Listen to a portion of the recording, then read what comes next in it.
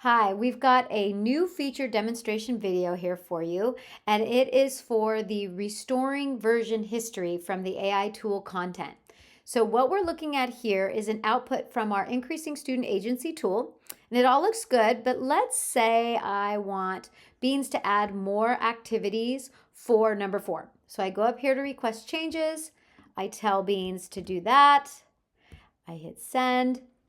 And for those of us that are familiar with our request changes feature or have watched that demo video, you know that Beans is now creating that same plan, but is going to add those additional activities that I requested for number 4 because Beans is very good that way.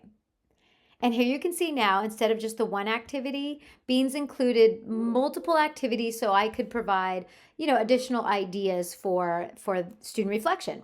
All right, but let's say I change my mind and I want to go back. So I go up here to show content version. And I'm going to go back to my original version. You can tell I've been playing around with it. I'm going to go back to my original version. And here it is with just the one activity. And I'm going to click on these 3 dots and I'm going to say restore this version. All right. And so now I am back in that main output screen where you can see that just the one activity is there. And this allows me to use the content editor for that version and work on it from there.